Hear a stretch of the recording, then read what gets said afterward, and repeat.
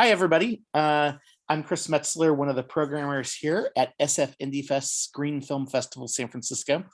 As you know, we love to do things a little bit different with our environmental film festival here, and we can't help but resist fun-loving docs, especially when they are about the interactions of humans and animals.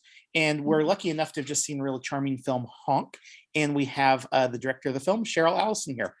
Thanks for joining us, Cheryl. Hi, thanks for having me. So maybe a good place to start is, did you ever know that you were going to be on this journey and make a documentary?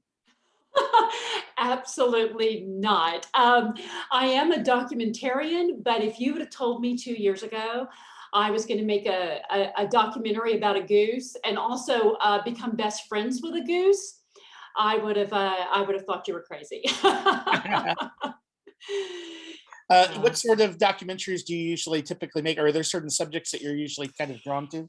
You know, the mission, of my film company, which is called Wow Films, is really to highlight, raise awareness, spark conversation about marginalized groups, human rights issues. So some of the documentaries I've done in the past had dealt with the Me Too movement. I have dealt with LGBTQ plus hate crime survivors and their stories. So, when Honk literally came, running and honking into my life, I never thought I'd make a documentary. I thought I was posting, and as so many of you saw in the film, just these selfie videos that I would put on social media and help my friends and family sort of laugh during a really difficult time. But, as I got to know him and started to kind of investigate his story more, I realized he's a marginalized group. He needed somebody to speak up for him.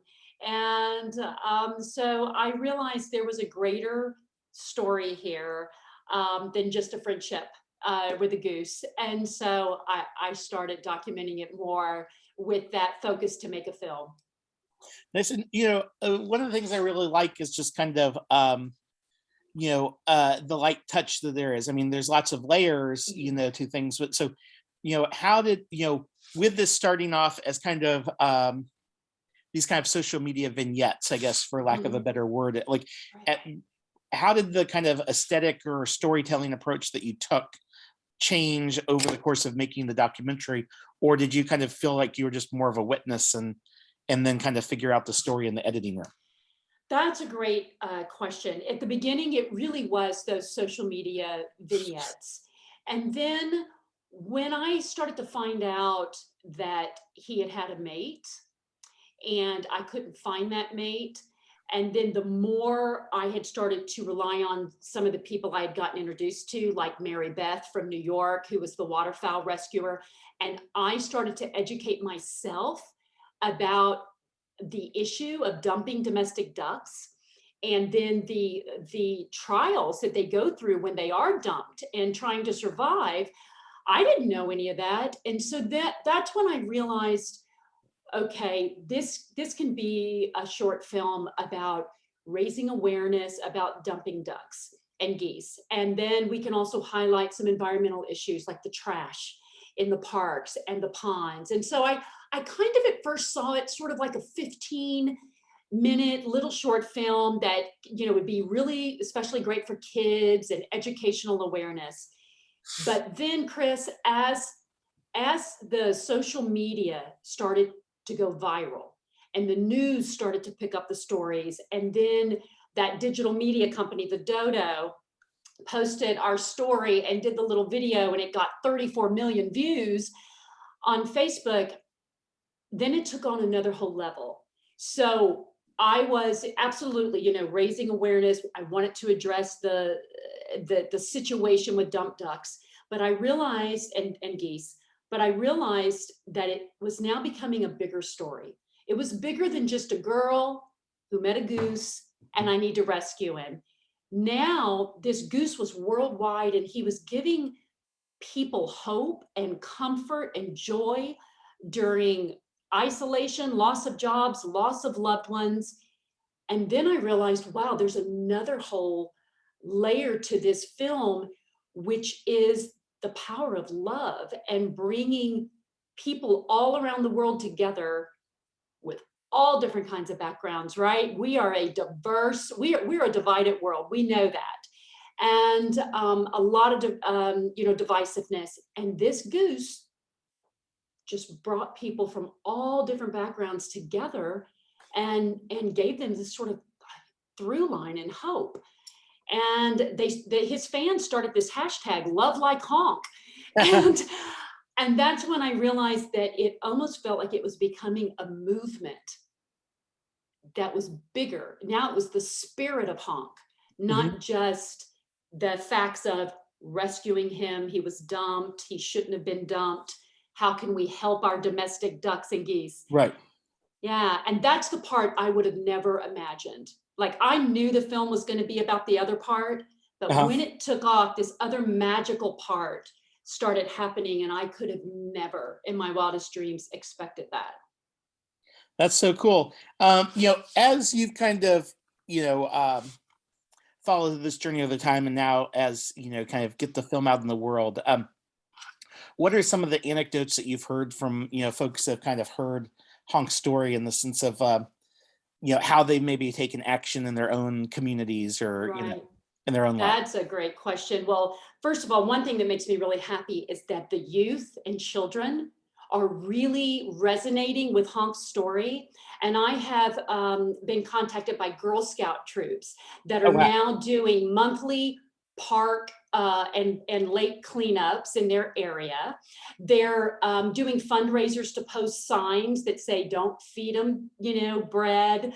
This is what you should feed them. So there's that whole movement going on, which is wonderful. And then also, not just children, but adults and parents going, I had no idea I shouldn't buy those little Easter ducks. I had no idea. I thought it'd be cute to have for a month or so, and then we take them to the pond and dump them. They didn't realize that they can't fly and all of that. So that's been a really wonderful thing. And then also, I had 2 children's books published.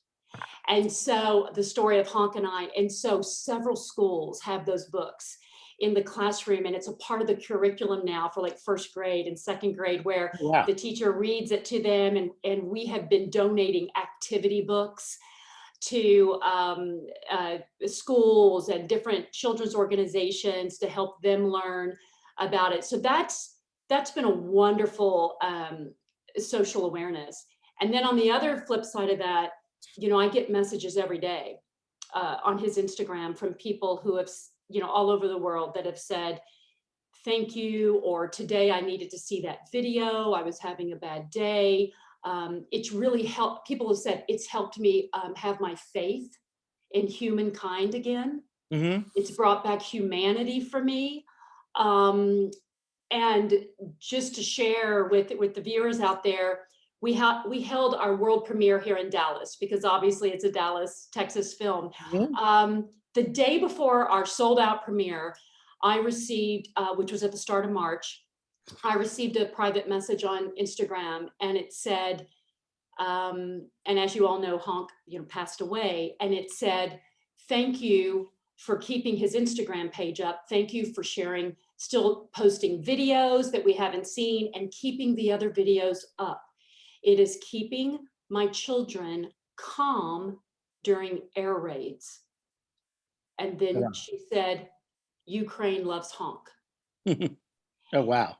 And when I received that, it was, it's very emotional, because that's a clear message that this story has gone beyond, just the girl meets goose and rescues goose. And it's giving people that type of hope and that kind of comfort during horrific times in their lives. And so, I shared that before the premiere, to give an example that Honk may not, physically be here anymore, but the message of what he stood for and what he gave people, and the spirit of Honk is still very much doing the work. Very cool. Well, Cheryl, thanks again for making this film and sharing it with us. It's just Yes. really nice special film, and just it's nice to kind of get this sort of story out in the world in the kind of Thank transformative you. way. Who knows? Maybe there'll be a fiction adaptation of the film at some point. Yeah, I right. hope so. Hey, I Yeah. think Disney would like it. Yeah. Yeah. And I guess I should ask you. So, for those of you those that would like to kind of follow the kind of Honk Mhm. Instagram page or on social media, what's the best place to kind of help spread the word about the film, but also kind of Sure. follow the story there too? Right. You can find all the information, including links to all Honk the Film's social media on our website, which is honkthefilm.com. And then his Instagram handle is actually honk underscore the goose. And then we have a Facebook page too, the Honk the Film. But if you go to the website, you'll see the links. That's an easy place to start. We have all of our screenings, that are coming up. And for those who won't be in a festival area, we have received distribution that will happen at the start of the year. So it will Right. be available for people to see, which I'm super excited about. Very cool. Well, thanks for making such a fun and delightful film, Cheryl. I really appreciate it. Well, I appreciate you supporting it. And I, love San Francisco and California. So I'm just happy to bring Honk there. Awesome.